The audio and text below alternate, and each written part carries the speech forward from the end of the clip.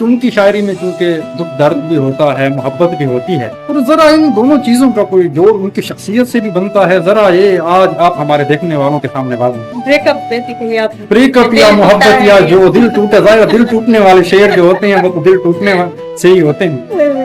वो किसी सिंगर ने कहा था कि शादी शायद को कर लेनी चाहिए, अगर शादी अच्छी चल जाती है तो शादी अच्छी है, अगर शादी बुरी हो जाती है तो शायद अच्छी हो जाती है। बिल्कुल बिल्कुल मैडम। यही तेरे वालों से ये शेर है कि लड़ाई हमको विरासत में दी गई है हुकूक, हम अहले जंग कहाँ शायरी के। शायरात के बारे में एक बिलअमूम तासुर तो ये भी होता है कि इनको शायर लिख के देते हैं, ये भी है, तो आपको भी एक रास सुनना पड़ना। बिल्कुल, मुझे शुरू में यही था।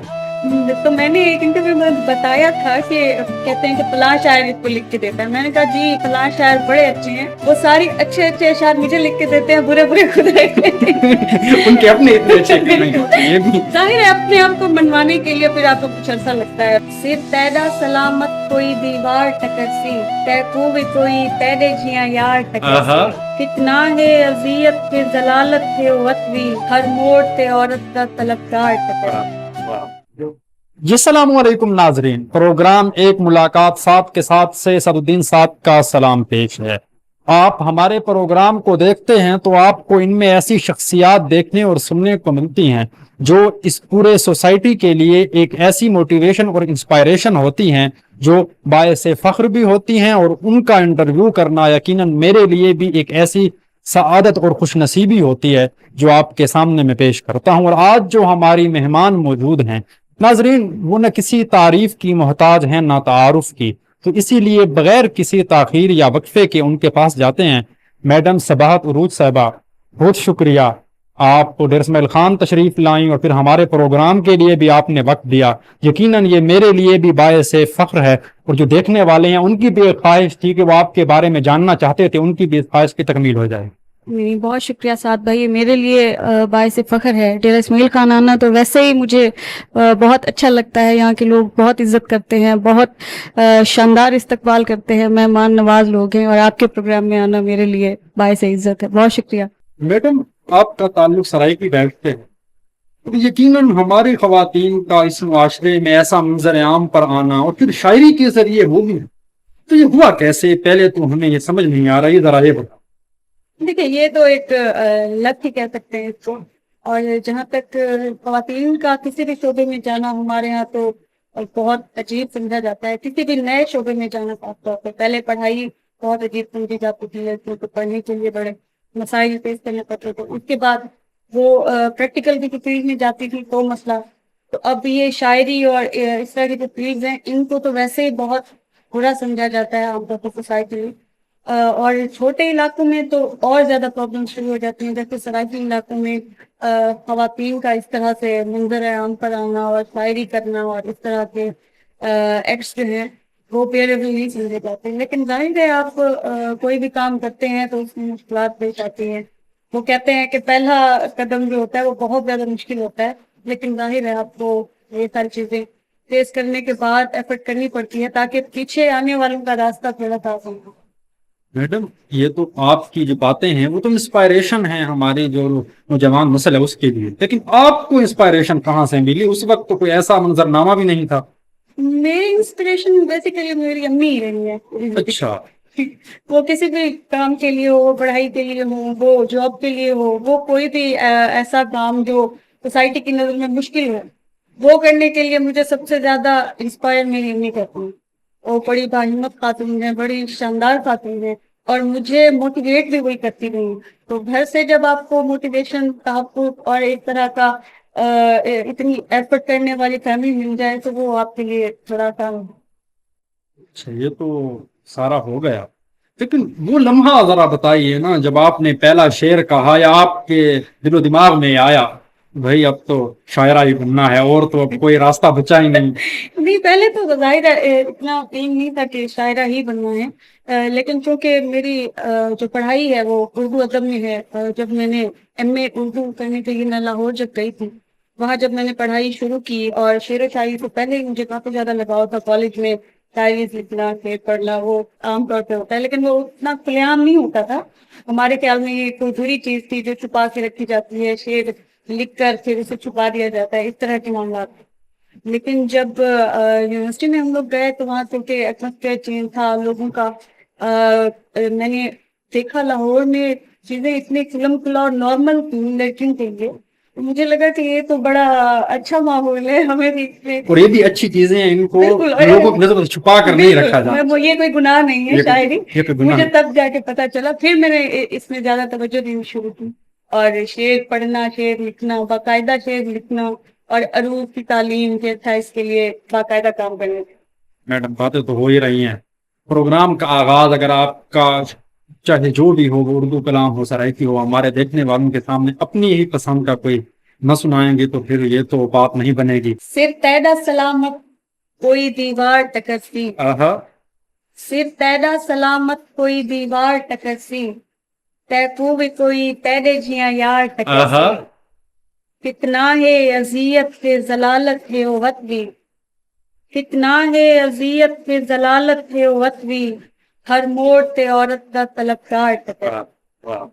یہ تو مطلب آپ کی شاعری میں بھی جو فیمیل ہیں ان کی نمائندگی بھرپور ہے، اور یہ بھی ایک باعث فخر بات ہے. اچھا میڈم، جو ہم میلز بھی ہوتے ہیں تو ان کو بھی اس معاشرے میں مشکلات کا سامنا کرنا پڑتا ہے، اور پھر جب خواتین ان کے بیچ میں آتی ہیں، آپ تو شاعری کے میدان میں آئی جہاں آپ کا سامنا دانشور طبقے سے یا جو مطلب اہل علم سمجھے جاتے ہیں، تو کیا وہاں پر بھی وہ مشکلات آپ کو فیس کرنی پڑی جو ایک عام خاتون کو دوسرے ڈپارٹمنٹ میں جا کر فیس کرنی پڑی؟ بالکل فیس کرنی پڑتی ہے، بلکہ یہاں زیادہ کرنی پڑتی ہے. اچھا. کیونکہ ایک جب آپ پبلک فگر بن جاتے ہیں، آپ لوگوں کی ریل میں آ جاتے ہیں، لوگوں آپ اسپاٹ لائٹ میں آ جاتے ہیں، تو ہر کوئی اپنا حق سمجھتا ہے آپ پہ کامنٹس پاس کرنا، آپ پہ کوئی بھی رائے دے دینا. اپنے خاص کر جو سوسائٹی کے ہمارے ہیں عام طور پہ، خاص طور پر میلز کے زیادہ ہیں، کیونکہ ان کو پھر اور تھوڑا سا یہ بھی کہ ایک خاتون ہے تو وہ اتنا آگے کیسے جا رہی ہے یا ہم سے بہتر کیسے کر.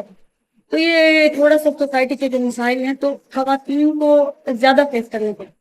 تو مجھے ظاہر ہے اور زیادہ فیس کرنے پڑے کیونکہ میں ایک اور علاقہ میرا اس طرح کا تھا، علاقہ، تو مشکل در مشکل وہ تو سلسلہ چلتا رہا ظاہر.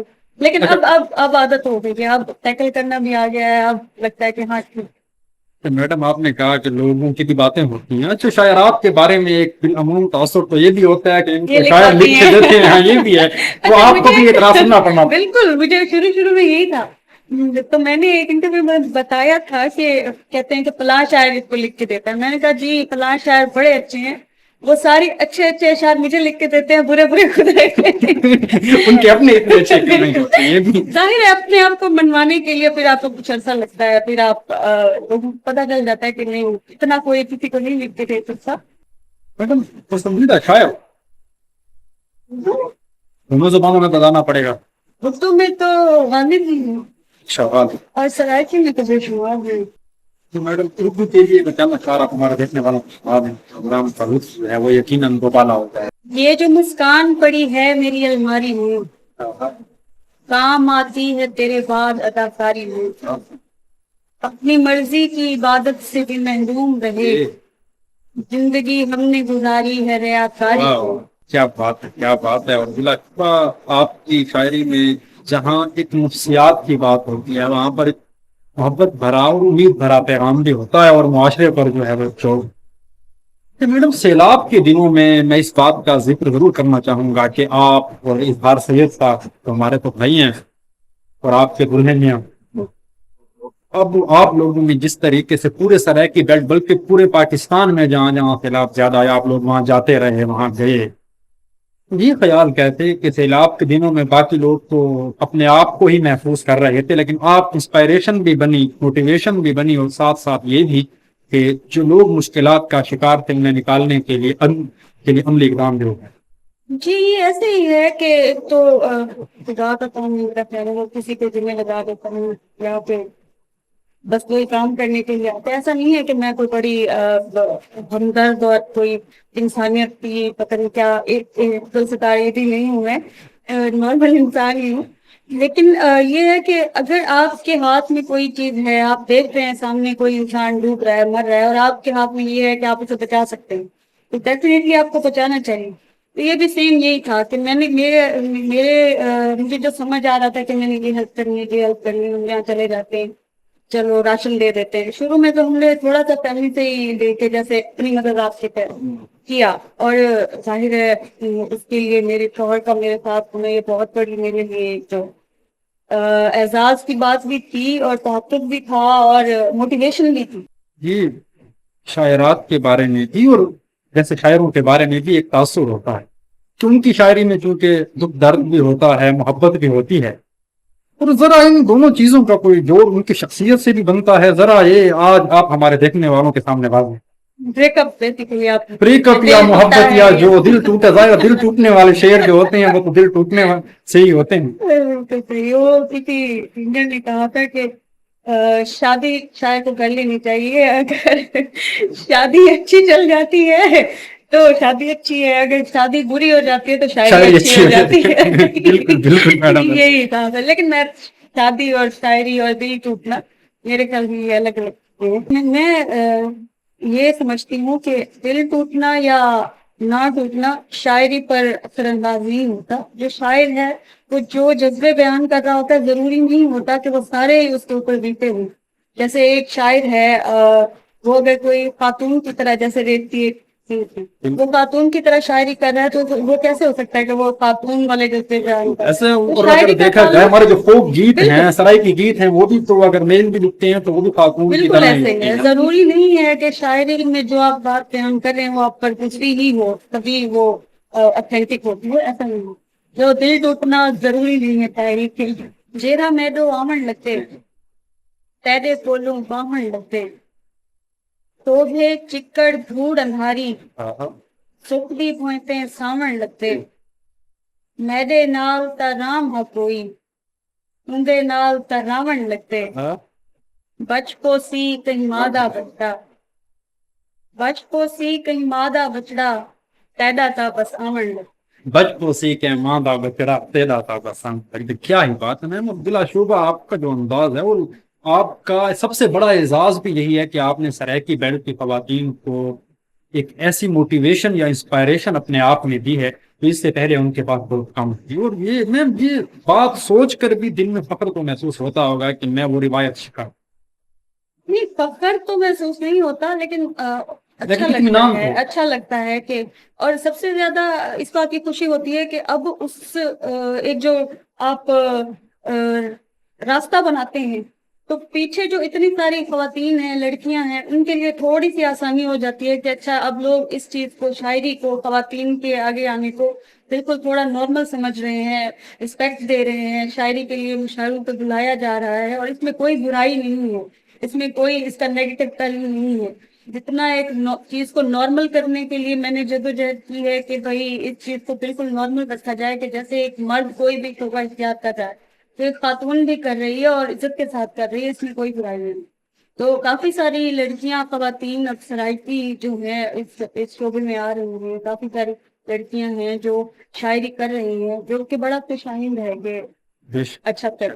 میڈم بہت شکریہ, اور یقیناً میرے لیے باعث فخر تھا کہ آپ شارٹ ٹائم کے لیے آئیں. اور ویسے ناظرین میڈم سے بات عروج صاحبہ انٹرویو بہت کم بلکہ دیتی ہی نہیں ہیں, اور ہمارے پروگرام میں وہ تشریف لائی ہیں. آپ کا بھی شکریہ, اظہار سید صاحب کا بھی شکریہ. اور پروگرام کے آخر میں 2-3 اشعار, وہ بھی آپ کی جو ایک شاندار غزل ہے کہ مقابلے کے نہ ہم دشمنی کے قابل ہیں, حسین لوگ ہیں بس عاشقی کے قابل ہیں. ذرا وہ تو سناؤ. مقابلے کے نہ ہم دشمنی کے قابل ہیں, حسین لوگ ہیں بس عاشقی کے قابل ہیں.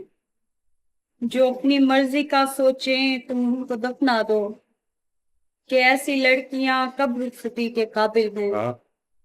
دکھی نہیں ہے کہ ہم کیوں ہوئے نظر انداز, ہمیں پتا ہے کہ ہم بے رخی کے قابل ہیں. اور ڈیرے والوں کے یہ شعر ہے کہ لڑائی ہم کو وراثت میں دی گئی ہے حضور, لڑائی ہم کو وراثت میں دی گئی ہے حضور, ہم اہل جنگ کہاں شاعری کے. میڈم بہت شکریہ, آپ تشریف لائیں, بات کیا. جی ناظرین, آج کے پروگرام میں آپ نے دیکھا کہ صباحت عروج صاحبہ نے نہ صرف اپنی شاعری سے آپ کو محظوظ کیا بلکہ آپ کو ان کی گفتگو سے بہت کچھ سیکھنے کو بھی ملا ہوگا. اور یہ ایک ایسی روشن مثال ہے جو کہ اس معاشرے کے لیے بھی باعث فخر ہے. اور میں امید کرتا ہوں یہ پروگرام آپ کو اچھا بھی لگا. بس اسی کے ساتھ دیجیے گا اپنے میزبان فرودین صاحب کو اجازت. ملتے ہیں اگلے پروگرام میں، تب تک کے لیے اللہ حافظ.